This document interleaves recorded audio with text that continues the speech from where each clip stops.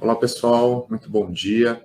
Iniciaremos agora o nosso webinar com o tema Aumente o desempenho de máquinas e dispositivos de montagem com servoacionamento.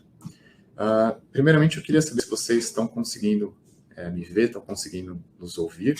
Tá? A gente vai lançar agora uma pergunta aqui na nossa área para vocês responderem.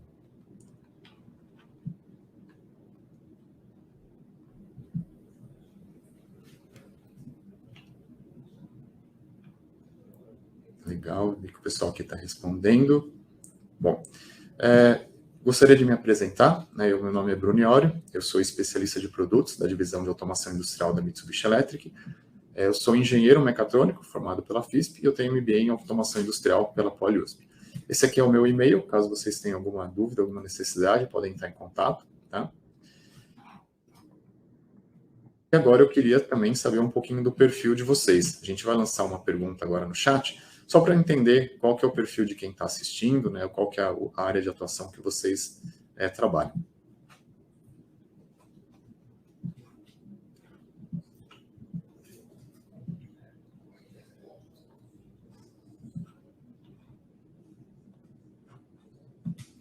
Tá, então agora a gente vai ter as enquetes.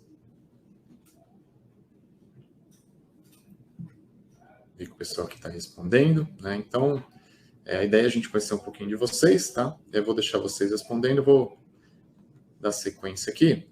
Eu queria apresentar, né, os nossos sites e redes sociais, tá? Então, a gente tem aqui o link, né, onde é o nosso site. Aqui você consegue encontrar informações sobre produtos, manuais, catálogos, né? Vocês conseguem também verificar e se inscrever nos próximos webinars. A Mitsubishi ela tem um canal, né, um podcast, onde vocês encontram temas relacionados à parte industrial, né, também a parte de produtos, automação. E a gente tem as redes sociais, como Facebook, Instagram, onde vocês encontram, né, as publicações, o LinkedIn também, a gente posta bastante conteúdo. E no YouTube, a gente tem os nossos vídeos, né, onde vocês conseguem também encontrar os webinars passados, né, a gente vai deixar disponibilizado para vocês este webinar, né, a gravação dele, para vocês verificarem, além dos outros vídeos e demais conteúdos. A gente tem uma plataforma de treinamentos online, então nessa plataforma a gente tem treinamentos para iniciantes, então falando basicamente o que é o produto, né? Então depois deste webinar, quem tiver alguma dúvida e quiser conhecer um pouco mais sobre servoacionamento, a gente tem um treinamento, né, para iniciantes, que é o que é servoacionamento, temos também inversores, CLPs, robôs, baixa tensão. E além dos treinamentos de iniciantes, a gente tem treinamentos básicos e intermediários, onde a gente mostra como fazer a programação do nosso produto. Né? Então, vocês vão ter toda a base técnica, vocês conseguem ter exemplos, nas aulas vocês aprendem a fazer a parte de programação, tá? E falar um pouquinho da Mitsubishi Electric, ela é uma empresa japonesa, com a sua sede em Tóquio, né? Ela completou 100 anos no ano passado, né? Então temos 101 anos. Esses aqui são os resultados de vendas líquidas da empresa, e a gente está presente em 40 países, com mais de 145 mil funcionários. A Mitsubishi ela tem um portfólio de produtos bem amplo na área de automação industrial. A gente tem aqui na parte de automação e visualização produtos como CLPs e HMs e os softwares de programação e supervisórios. Na linha de acionamentos, a gente tem a parte de servos, temos a parte de motion control, inversores de frequência e também os robôs industriais. Na parte de controle, distribuição e monitoramento de energia, a gente tem os disjuntores de baixa tensão, partidas de motores. Então, temos contadores, disjuntores e relés, os multimedidores para gerenciamento de energia, e também a gente tem aqui os dispositivos e softwares para fazer esse gerenciamento. Na linha de mecatrônica, a gente tem aqui as máquinas CNCs, que a gente trabalha aqui no Brasil. Bom, vamos começar o nosso webinar, né, que é com relação aos dispositivos de montagem. Eu quero trazer, primeiramente, a questão das montagens manuais. Né? Então, hoje ainda existem muitos processos que a montagem é feita de forma manual. Tá? Então, eu vou dar um exemplo, quando a gente faz a montagem de algum dispositivo eletrônico.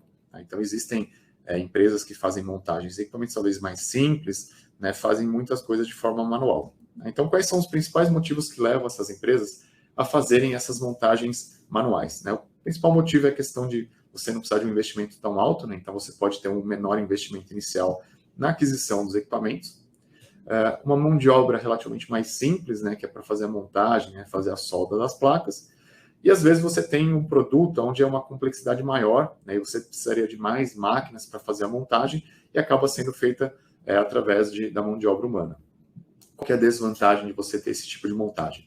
Você tem uma menor produtividade, né, por conta de ter que fazer, né, de forma humana, e acaba também gerando um maior retrabalho, o que resulta numa menor eficiência do seu processo. Então, quando a gente trabalha com montagens automatizadas, né, para essa mesma aplicação, né, dispositivos eletrônicos, qual que é a grande vantagem? A gente consegue aumentar a produtividade, né, aumentar a eficiência e a repetibilidade.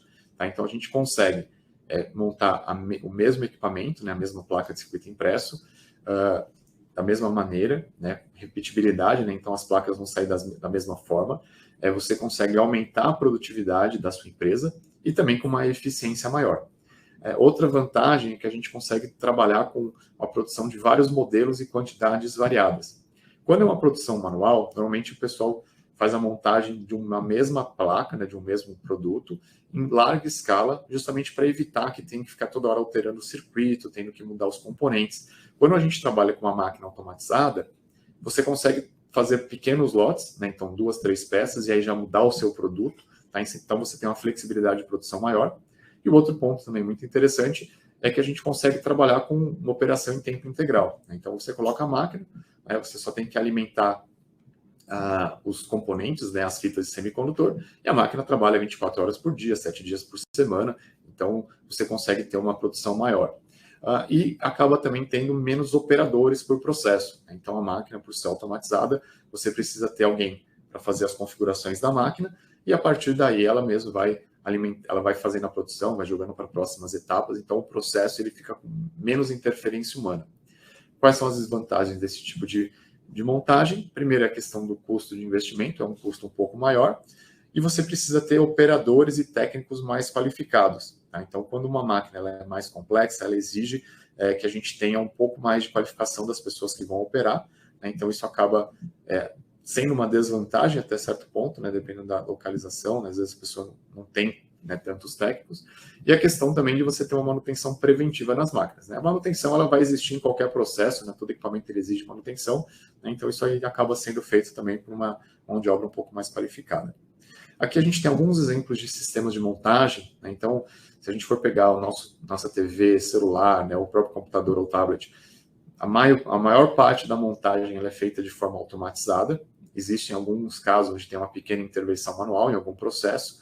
A parte de automóveis também, né, a gente tem muita montagem feita, né, por robôs. Né, as linhas de montagem elas são muito mais automatizadas hoje em dia do que era antigamente. Ainda tem alguma intervenção humana, né, no processo, mas também já ficou muito mais fácil. A gente tem aqueles braços, né, com parafusadeiras automáticas, tá? Então, diminuiu-se muito, né, a mão de obra e você aumentou ainda mais a eficiência do processo. Componentes mecânicos também, né? Hoje a gente tem muitos tornos CNCs, por exemplo, que faz a parte de usinagem, aí você tem máquinas que pegam esse componente e já encaixam nos próximos, então isso daí a gente consegue fazer de forma automatizada. Né? E um outro exemplo também, a parte de tampas e frascos plásticos, né? O processo de montagem ele já é, hoje em dia, todo automatizado. Então aqui, né, voltando à essência, né, o tema do nosso webinar, como que a gente consegue aumentar o desempenho dos dispositivos de montagem com servoacionamento? Se a gente for pensar num dispositivo de montagem, basicamente ele vai fazer movimentações, né, de pegar uma peça, colocar no lugar e tirar essa peça desse lugar. Então, como que a gente consegue fazer as movimentações? A gente pode utilizar os princípios, né, os sistemas hidráulicos para fazer movimento. Dependendo do porte, né, do que você vai montar, né, precisa ter mais força. Ou o pessoal usa muito sistemas pneumáticos, né, por ser mais leve e você conseguir, né, trabalhar com deslocamentos menores. Existem sistemas que utilizam motores de indução, né, controlados por inversor de frequência, e aqui a gente também tem os sistemas com servoacionamento. De todos esses sistemas, o que vai ter maior precisão de posicionamento é o servo. Tá? E por que o servo ele tem maior precisão? Isso que a gente vai mostrar agora. Esse aqui tem primeiro eu vou passar um vídeo, né, de aquela máquina de montagem de placas eletrônicas, para vocês verem como que ele funciona, né, de uma forma mais simples. A gente tem basicamente 2 eixos, né, fazendo um XY, e aí tem um cabeçote que pega o componente, o SMD, e coloca na placa na posição correta. Tá? Então, esse movimento ele é muito rápido, e se a gente pegar um semicondutor na casa de milímetros, né, ele tem que colocar na posição exata para que você não tenha problema na montagem. Tá? Então, o servo ele permite você trabalhar com uma alta velocidade, né, uma produção muito boa, uma repetibilidade grande, e uma precisão na hora de você colocar os componentes. Então, quando a gente fala de servoacionamentos, a gente tem aqui uma estrutura onde o servoacionamento ele é composto pelo CLP e o controlador, né, dependendo do caso. Então, ele que vai mandar as referências, que vai fazer toda a parte de controle para mandar para o servo para ele fazer o posicionamento correto. E aqui a gente vai ter o servoamplificador, que é o dispositivo eletrônico que vai pegar esse sinal e vai converter nas grandezas elétricas, né, de tensão, frequência e corrente, que vai ser utilizado, né, pelo servomotor, onde ele vai fazer a movimentação da máquina. Tá? Então, o servomotor ele vai girar, né, vai fazer o movimento da máquina, através da mecânica vai ter a movimentação, e ele tem um encoder tá, acoplado nele, e ele vai pegar esse sinal de encoder e vai colocar no servoamplificador para ele saber a posição exata, qual que é a posição e a velocidade exata que está no nosso motor. E para fazer a comunicação entre o controlador e o servoamplificador, a gente utiliza as redes de comunicação, que é onde vai trafegar os sinais de comando. Quando a gente fala do servoacionamento, né, eu comentei com relação ao encoder. Tá? Então, o encoder, basicamente, ele é um disco com ranhuras, e é onde a gente consegue, né, a combinação dessas ranhuras, saber exatamente qual que é a posição do nosso motor. Aqui eu coloquei alguns dados referentes à nossa linha de produtos, o MRJ4 e o MRJE, para vocês verem qual que é a resolução do nosso encoder. Então, por exemplo, na linha do MRJ4, dentro de uma volta, eu tenho mais de 4 milhões de pulsos por volta. Então, eu consigo saber exatamente, né, 1 por 4 milhões de pulsos, né, qual que é a precisão do meu encoder. Então, essa vai ser a resolução que eu vou utilizar para o meu posicionamento. Normalmente, quanto maior a resolução do encoder, melhor vai ser o seu controle do amplificador e também a precisão do posicionamento. E o nosso encoder, a gente consegue trabalhar também de modo absoluto. Tá? Então, o que seria o modo absoluto? A gente não precisa, se acabar a energia, né, ou ligou a máquina, não precisa mandar ele referenciar, achar o zero máquina, né, a posição inicial. Por quê? Porque com a bateria ele já sabe exatamente qual que é a posição do servo e ele consegue rodar sem ter que ficar referenciando. Essa aqui é a malha de controle utilizado pelo servoamplificador, que é o que vai permitir e vai garantir a precisão do posicionamento. Tá? Então, quando a gente fala por que o servoacionamento ele é tão preciso com relação aos outros modelos? Porque ele tem aqui um sistema de alimentação em malha fechada, onde eu tenho, né, o set point de posição, que é o quanto tenho que movimentar, né, qual que é a posição que eu quero chegar, e aí ele passa por várias malhas de controle. A primeira é a malha de posição, tá? Então ele vai gerar aqui um perfil de posicionamento, né, um perfil de velocidade. Essa informação chega na malha de velocidade e vai gerar uma demanda, né, de corrente e torque para o meu motor. Tá? Então todas essas malhas elas são realimentadas por algum dispositivo. A gente tem aqui a parte de TCs na própria placa de potência, onde eu consigo saber qual que é a corrente, né, que eu estou mandando para o meu servomotor. Então aqui eu tenho um controle em malha fechada de corrente. E através do encoder do servomotor, eu tenho como fazer a realimentação da velocidade atual do servomotor e também eu consigo saber a posição atual. Então, através desse dispositivo, eu consigo fechar as duas malhas de posição e velocidade. E com relação à rede de comunicação, a gente trabalha, né, com a rede SSNet 3H. Essa é uma rede de fibra ótica, tá? Então a grande vantagem dela, primeiro, com relação à imunidade à interferência eletromagnética, a gente não sofre, né, interferência, ruído por conta do meio físico ser a fibra ótica, então não vai interferir na luz. E essa daqui é uma rede de comunicação determinística e sincronizada, né? O que isso quer dizer? Como eu vou trabalhar, né, com movimentação, por exemplo, eu vou trabalhar com movimentação XY. Então, dois eixos eles vão fazer um movimento linear. Então, ao longo de toda a trajetória, eu preciso garantir que o meu movimento ele seja uma reta. Tá? Então, por exemplo, se eu for movimentar 100 milímetros em X e 100 milímetros em Y, ao longo de todo o trajeto, eles têm que estar nas mesmas posições, né, na posição equivalente. Então, se no meio do caminho X está em 50 milímetros, Y tem que estar necessariamente em 50 para que eu consiga traçar uma reta. E o outro ponto importante é que o movimento precisa iniciar exatamente no mesmo instante. Quando a gente trabalha com trem de pulso, né, por exemplo, que é um sinal analógico para fazer a interpolação, a gente não consegue garantir que no exato momento, né, falando aqui na casa dos microsegundos, os dois eixos eles vão receber o sinal de trem de pulso e vão iniciar o movimento. Então, a gente pode ter aqui essa defasagem, né, entre o meu valor de comando e o trajeto atual. Para que isso não ocorra, a gente tem que trabalhar com uma rede determinística e sincronizada para que eu consiga garantir que os eixos iniciem movimento de forma sincronizada, né, iniciem ao mesmo tempo, e que ao longo de toda a trajetória, caso haja alguma variação de um eixo para o outro, o controlador ele vai ler essas informações, vai processar e vai corrigir esse erro no menor prazo possível. Outra vantagem que a gente tem, né, com relação à rede de comunicação é que a gente consegue trabalhar com distâncias longas, né? Então, na rede a gente pode ter, por exemplo, até 32 dispositivos no mesmo nó, e a gente tem como ligar um eixo até a distância de um eixo para o outro de 100 metros. Tá? Então, se tem uma máquina muito extensa, a gente consegue, não precisa centralizar tudo num painel, a gente consegue colocar o amplificador mais próximo do motor e fazer a ligação com um cabo de fibra ótica, e aí a gente não tem tanto problema de interferência, né, por o cabo ser longo, porque a gente usa fibra ótica. E, por último, mas não menos importante, é a questão da velocidade da rede de comunicação. Vocês já ouviram muitas redes de comunicação, né, principalmente o meio Ethernet, que é 100 megabits, existem algumas redes que é 1 gigabit por segundo, mas quando a gente fala de motion, né, processamento, parte de posicionamento, né, para você ter uma precisão melhor, a velocidade em si ela não é o fator primordial. O que a gente leva mais em consideração é esse tempo de ciclo. Então, o que seria o tempo de ciclo? Quando o controlador ele manda um set point de posição para o amplificador, o amplificador vai mandar o motor acionar e ele vai pegar a informação do encoder e jogar de volta para o controlador. Então, nesse tempo de ciclo, que é exatamente o processamento, quanto menor for o tempo, mais preciso vai ser o nosso posicionamento. Tá? Então, aqui eu tenho um gráfico onde é feito uma senoide, né, um movimento onde eu acelero e desacelero. E aqui o nosso tempo de ciclo é de 0,2 milissegundos, né, daria 220 microsegundos.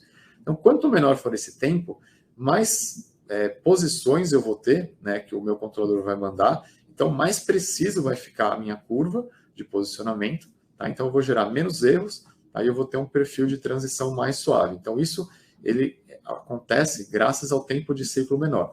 Em termos de velocidade da rede, isso vai determinar se você tiver mais de 100, 200 dispositivos, aí sim você acaba utilizando a banda maior. Mas no nosso caso aqui, a gente consegue trabalhar com até 192 dispositivos, 100 megabits por segundo, garantindo um tempo de ciclo, claro, um pouco maior, né, por conta de tantos eixos, mas não vai perder em termos de precisão.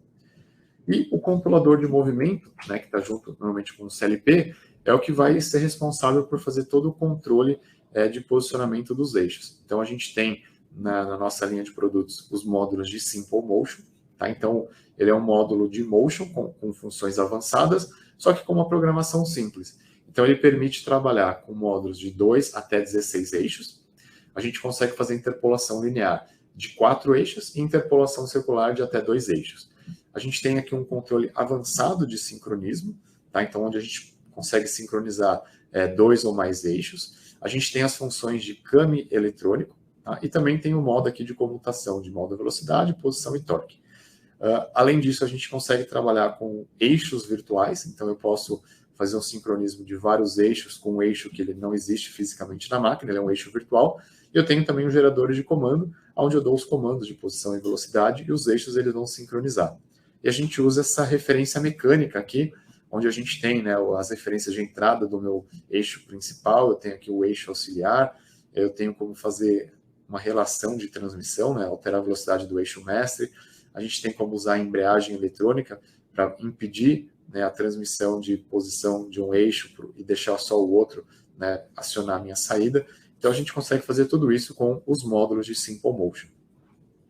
Com relação à parte de programação, o Simple Motion ele tem uma área de memória dedicada ao posicionamento, então lá é onde eu consigo já deixar pré-configurado, por exemplo, uma interpolação de eixo, né? Eu vou inserir as informações de posição, de velocidade, as rampas de aceleração e desaceleração, e aí eu tenho na área do programa, né, por exemplo, no ladder, no texto, no function block, eu vou chamar essas funções de motion. Tá? Então eu tenho aqui um processamento em paralelo com a minha CPU do CLP. Além disso, né, a nossa linha de servo-acionamento ele conta com algumas funções inteligentes. Essas funções elas vão ajudar, né, no desempenho do servo para deixar uma precisão maior. E nesse caso aqui, né, com relação até à própria vida útil dos equipamentos, a gente tem uma função que é de diagnóstico de máquina, onde o próprio amplificador ele consegue estimar o desgaste mecânico dos equipamentos, né? Então, fuso de esfera, uma guia linear, né? A parte de correias, acoplamentos. Então, através do nível de vibração e nível de atrito, o server ele consegue estimar o desgaste e assim você evita que tenha uma parada de máquina não programada. Você consegue fazer uma manutenção preventiva. O amplificador ele consegue também fazer o diagnóstico do tempo de vida útil dele, né, baseado no tempo de horas que ele ficou ligado, na carga dos capacitores, do link DC. Tá? Então, você consegue também ter o diagnóstico quando chega próximo do final da vida útil dos amplificadores. Nós temos aqui outra função inteligente que é do One Touch Tuning. Então, o Auto Tuning, né, o pessoal usa muito, é uma função onde você consegue ajustar os ganhos de toda aquela malha de controle que eu mostrei para vocês de forma automática, muito fácil, e que você tem um resultado muito bom, né, onde você não precisa fazer muitos ajustes finos, né, manuais. Tá? Então, basicamente, você vai selecionar a rigidez da sua máquina, né, como que você quer que o server se comporte, se é uma rigidez maior, menor ou intermediária, e aí ele vai executar o movimento, e a partir daí ele vai calcular os ganhos das malhas de posição, velocidade e torque, e você já vai ter, o servo já vai entregar para você um posicionamento muito bom, com o erro menor possível, tá, no melhor tempo possível. Então, as funções de ganho, elas conseguem ajudar no desempenho do servo. A gente tem aqui uma função de supressão de ressonância, tá? Então, o que seria a supressão de ressonância? Dependendo da velocidade que o motor passa, a gente tem algumas vibrações mecânicas, né? Então, ele pode entrar em ressonância mecânica com a máquina.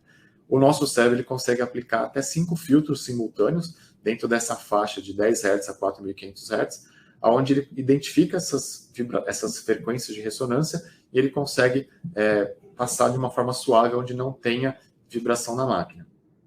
A gente tem também um outro controle, que é um controle avançado de supressão de vibração. Aqui a gente tem um exemplo, né, de um sistema triinercial, onde eu consigo isolar o movimento do motor, né, baseado num algoritmo patenteado da Mitsubishi. Isso daí ele vem a calhar muito com o nosso tema, por quê? Porque ele é muito utilizado na parte de manuseio de materiais, em braços robóticos, né, equipamentos de montagem automática. Normalmente, se você tem uma base, você tem um braço, e aí quando você faz o posicionamento, a tendência desse braço ele oscilar, né, até pela questão construtiva, né, a inércia do braço. Eu vou mostrar aqui um vídeo, né, de um posicionamento onde a gente não utiliza, né, esses ganhos, né, de supressão de vibração, tá? E agora a gente tem o mesmo movimento, só que quando a gente habilita, né, esse sistema de ganho de supressão de vibração, ele vai fazer o mesmo posicionamento com a vibração menor. Tá? Então, a grande vantagem desse algoritmo é que você consegue diminuir essas vibrações da máquina que acabam deixando o seu processo impreciso e podem gerar algum tipo de retrabalho.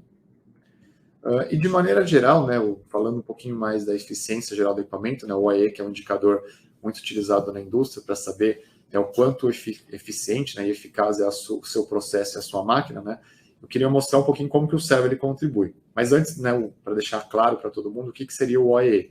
Então, ele é um indicador onde a gente precisa basicamente responder 3 perguntas e a gente vai ter um resultado que vai indicar o quanto a minha máquina, o meu processo, ele é eficaz ou não. Então, a primeira pergunta é com que frequência os equipamentos ficam disponíveis para operar. Tá? Então, pensando em disponibilidade, né, a gente tem que ver o que não deixaria o equipamento disponível. Uma parada de máquina, programada ou não programada, e o tempo de setup, o tempo de ajuste. Então, isso daí influencia na disponibilidade do equipamento. O quão rápido, né, eu estou produzindo, tá? Então isso vai impactar diretamente no desempenho da máquina, e aí a gente tem alguns fatores, né, como a queda de velocidade, né? Então às vezes a máquina ela tem que operar numa velocidade menor, porque se ela operar numa velocidade maior, começa a ter vibração, você começa a ter peças não conformes. Aqui você tem paradas, né, e ociosidades, acabam também influenciando, né, o desempenho do equipamento. E também com relação, né, aos produtos que foram produzidos que não geram refúgio, né? Então, a questão de qualidade é se o produto foi feito dentro das especificações, né, se não gerou refúgio, e também não precisa fazer nenhum tipo de retrabalho. Tá? E aí, como é que é calculado o OIE? Você vai pegar, né, o percentual de tempo disponível do equipamento, né, com o percentual de produtos, a percentual do desempenho, né, a relação entre a velocidade da máquina atual e a velocidade esperada, e aqui o percentual de produtos que foram feitos, né, dentro das especificações. Multiplicando esses 3 percentuais, você vai ter aqui o resultado global, né, da sua máquina, do seu equipamento, Então dá para ter uma ideia de quanto que você está conseguindo atingir. Né? Em padrões globais, né, o ideal é trabalhar com 75%, né, o benchmark seria trabalhar acima dos 90%. Tá? Então esse daqui é um indicador bem interessante para a indústria, né, para a gente poder avaliar a nossa eficiência dos equipamentos. Tá? Então, como que o servo vai conseguir melhorar isso? Né, com relação, primeiro, à disponibilidade. Imagina que assim, deu uma falha. Isso pode acontecer em máquinas, né, por diversos motivos, só que o mais importante é você conseguir reestabelecer a máquina o quanto antes. Então, a máquina deu alguma parada, a gente precisa resolver o problema e colocar ela de volta em operação no menor tempo possível. Para isso, a gente tem alguns recursos. O primeiro é a questão do registro de alta capacidade. Tá? Então, deu uma falha, o que acontece? A gente vai ter o alarme lá no display do drive. Conectado no software, você vai abrir um manual, ele já vai dar o motivo da falha, vai abrir um troubleshooting, né? Então você vai saber quais são as possíveis causas. Só que além disso, né, que é bem padrão, a gente tem um registrador. Nesse registrador ele vai capturar, né, vai bater uma foto da corrente, da posição, da velocidade, percentual de torque, né, outras informações. Então vai ficar salvo aqui nos parâmetros, você vai conseguir ler, né, para você ter uma ideia do que aconteceu no momento da falha. E a gente também tem essas variáveis na forma de gráfico. Então, alguns milissegundos antes da falha e alguns milissegundos depois da falha, você consegue ter essas curvas para conseguir, talvez, ter um diagnóstico mais rápido. Né? Então, aqui, por exemplo, a gente tem uma imagem onde tem uma queda de tensão. Tá? Então, a máquina parou e aqui você consegue ver a tensão do link DC diminuindo. Tá? Então, esse foi a origem da falha. Outro ponto interessante, a gente tem aqui o osciloscópio digital interno. Então, assim, deu uma falha, você consegue conectar no equipamento, mandar ele fazer a movimentação, tentar ver, tá dando sobrecarga, tá tendo erro de posicionamento. Então, com o osciloscópio, você consegue ter mais informações da máquina, né, do campo, e vai te ajudar num diagnóstico mais rápido do problema, sendo elétrico, mecânico, enfim, por que o seu equipamento não está funcionando corretamente, isso vai ajudar você a restabelecer a máquina mais rápido. Com relação ao desempenho, eu falei, né, a questão do one-touch tuning, né, que é um auto-tuning que você faz inicialmente, né, no setup da máquina, mas a gente tem um recurso que é bem interessante, que é um auto-tuning, né, um auto-ajuste em tempo real. Então, assim, sem você ter que ficar ligando o computador, parando a máquina, forçando, né, o auto-tuning, ele fica monitorando em tempo real, né, o posicionamento, e aí a gente tem as funções, né, onde eu tenho, por exemplo, erro da malha de posição, né, gerou um erro maior ou menor, e o próprio equipamento ele vai ajustando os ganhos, né, em função do que ele está recebendo. Tá? Então, um dos problemas do auto-tuning convencional, você vai fazer o auto-tuning para uma condição. Tá? Então, a máquina está rodando numa condição com uma carga. Se você aumentar essa carga, né, por exemplo, aqui, eu vou aumentar 10 vezes a minha carga, está dentro do torque nominal do meu motor, só que aqueles ganhos que foram calculados, quando você aumenta muito a carga, eles já não vão ser os mesmos. Então, a sua precisão ela já não vai ser a mesma com aquele ganho. Então, a ideia é que a gente consiga trabalhar, né, com esse ajuste em tempo real, justamente pegando essas informações, né, do malha de posição e atualizando a cada ciclo para que a gente tenha o ajuste de ganho melhor. Tá? Então, isso a gente consegue fazer e sempre que tiver alguma mudança, isso daí a gente pode pegar alterações simples do dia a dia, né? Por exemplo, aumentando o atrito, né? Tem o desgaste mecânico. Então, isso daí você consegue ajustar através do auto-tuning em tempo real. Então, você só fala mais ou menos como que você quer que o motor se comporte, né? De uma forma com ganho mais agressivo ou não, e a própria malha de controle faz isso de forma automática. E com relação à qualidade do produto final, né? A gente, com o servomotor, a gente consegue trabalhar com alta velocidade e uma alta precisão. Então, você consegue produzir com mais qualidade, mais e evitando o retrabalho. Isso a gente consegue trabalhando aqui com equipamentos com uma resposta em frequência mais rápida, né? Então, você vai ter menos erro de posicionamento, trabalhando com encoder com uma precisão maior, né? De modo absoluto. Então, a questão do próprio servo, né? Ele já vai ajudar na qualidade do equipamento, do produto gerado, né, através de você não ter perdas no meio do caminho e ter um posicionamento preciso. Aqui eu vou mostrar alguns exemplos de aplicações, né, voltado para essa parte de montagem em manuseios, né, de materiais. A gente tem aqui o sistema de transferência. Então, esse sistema pode ser, né, de diversas formas, diversos produtos. Né, basicamente, a gente trabalha tem duas linhas de produção, né, pode ser uma esteira, processo em U, por exemplo, que sai de uma esteira tem que colocar na outra, não é sequencial. Então, o servo, né, aqui um sistema XYZ, por exemplo, ou Y e Z, ele vai fazer vai pegar o equipamento de uma esteira e colocar na outra. Tá? Então, esse posicionamento, a gente consegue usar algumas funções da parte do servo para que você tenha um movimento mais suave e com maior velocidade. Então, a gente pode trabalhar com a parte de interpolação, né, fazendo esse movimento interpolado entre o eixo Y e Z. A gente tem como configurar rampa S, né, para você ter uma partida e parada mais suave. E a gente também tem o controle de vibração avançado, que evita que você tenha vibração na garra do braço. A gente tem também a supressão de ressonância mecânica e alguns diferenciais, né, com relação à parte de programação, é que no nosso software, né, no Simple Motion, a parte para você definir as posições de interpolação, você pode fazer isso de forma offline. Então, você tem um simulador que vai gerar todas as posições. Você consegue alterar essas posições através do próprio programa. Se você quiser colocar na IHM para ajustar as posições, você consegue. Né? Eu falei aqui do simulador offline do movimento em si, né? Não só das posições, mas você consegue simular toda essa máquina de forma offline.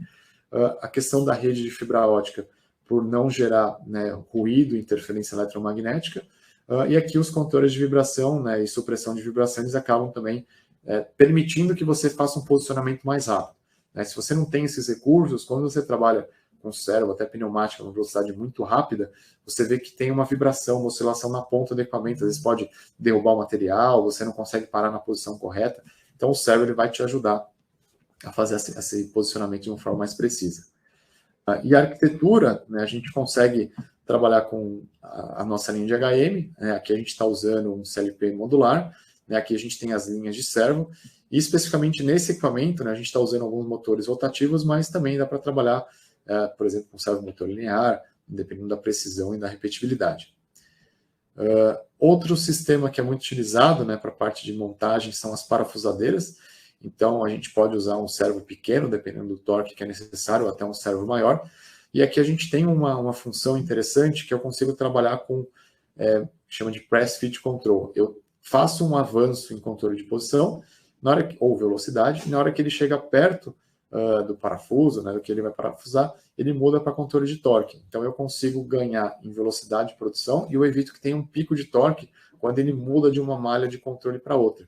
Tá? Então, isso daí vai ajudar a ganhar em produtividade também.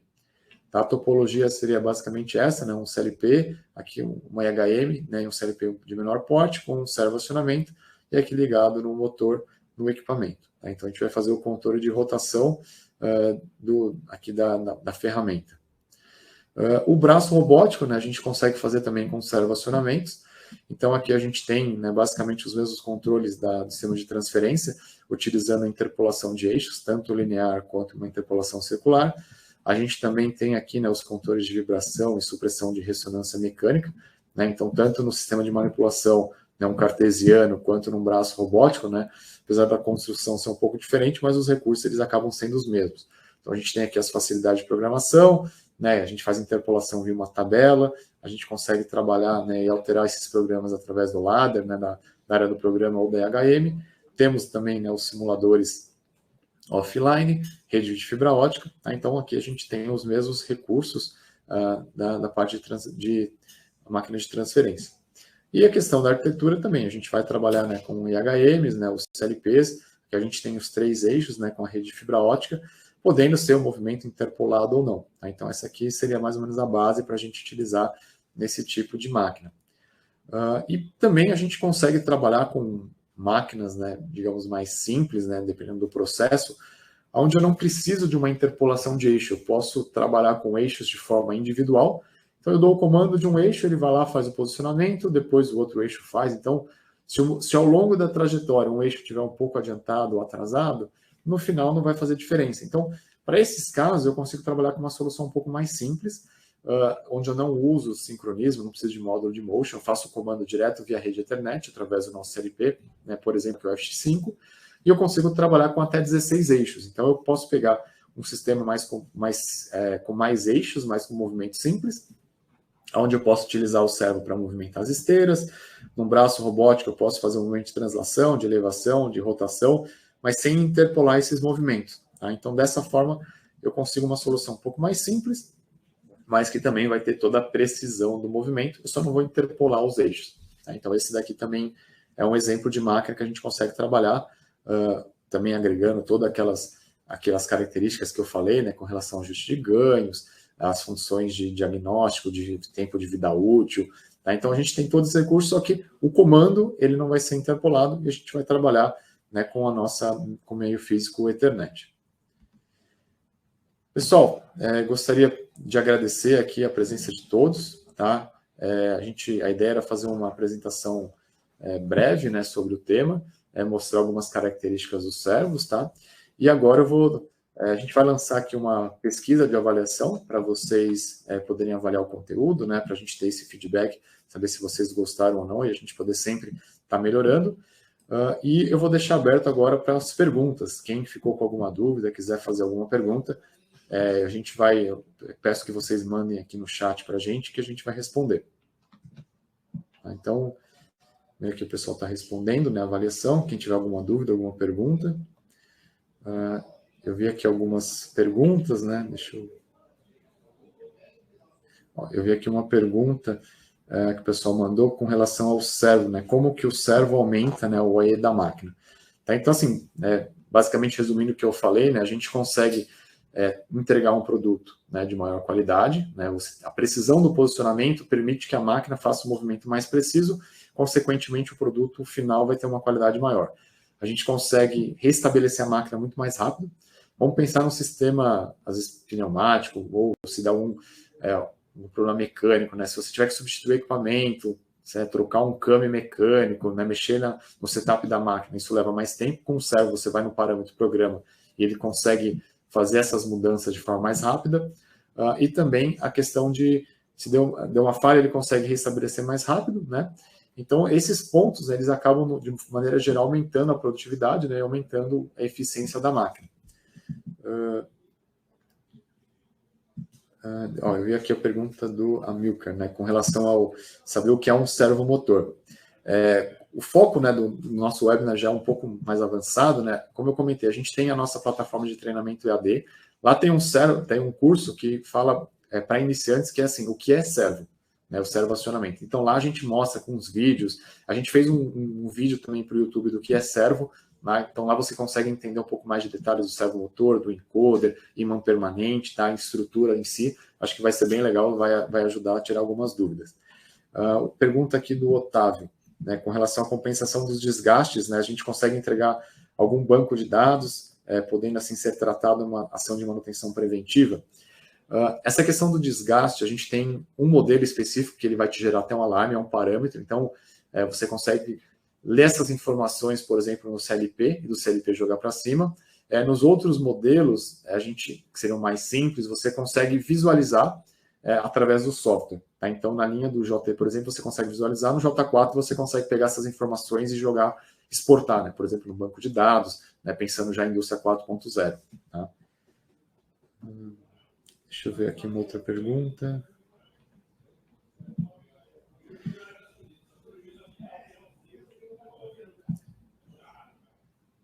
Aqui o Edilson perguntou, né, qual que é a linguagem de programação utilizada.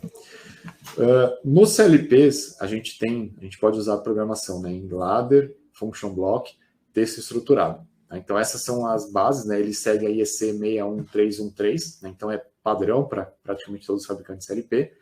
Com relação à parte de motion, né, mais específico, a gente tem os blocos de PLC Open, tá, que também seguem não é uma norma, né, mas é uma diretiva global, né, então muitos fabricantes utilizam PLC Open, e a gente também tem os buffer memories específicos, então assim, quando você trabalha com o Simple Motion, ele já tem as áreas de memória, onde você já faz o acionamento, né, eu quero fazer uma interpolação. Você tem um bit que você fala, eu quero interpolar um eixo, e ele vai pegar a referência da tabela.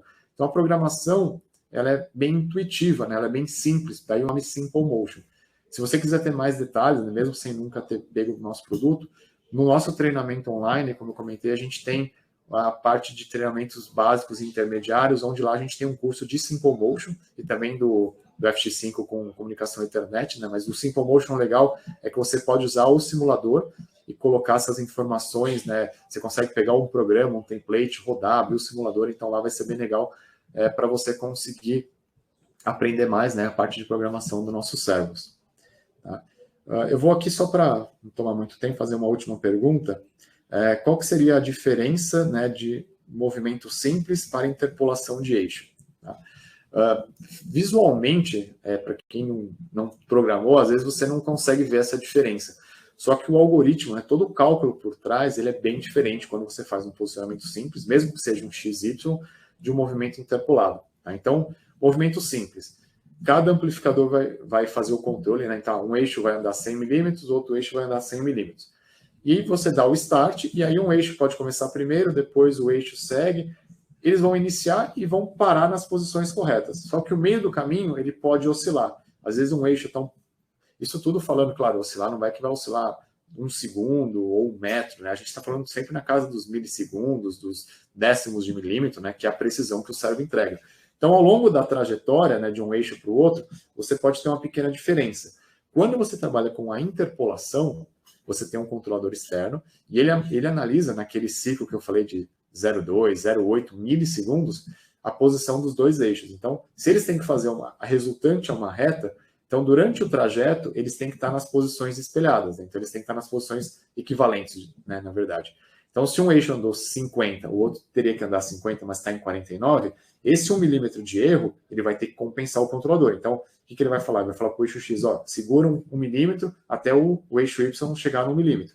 Então, ele vai fazendo isso naquele tempo de scan da malha de controle. Então, a interpolação, por que eu não consigo trabalhar da mesma forma, às vezes o mesmo hardware? Porque você precisa de um controlador externo para fazer esse controle da interpolação. Tá? Bom, pessoal, as outras perguntas aqui que a gente não respondeu, eu vou deixar, a gente responde depois por e-mail. Novamente, eu agradeço a disponibilidade de vocês por assistirem ao nosso webinar. A gente vai estar... Esse foi o último webinar do ano, no ano que vem a gente vai ter mais apresentações. Tá? Então, se alguém ficou com alguma dúvida, tiver alguma sugestão, fiquem à vontade para entrar em contato. Muito obrigado e até o próximo webinar.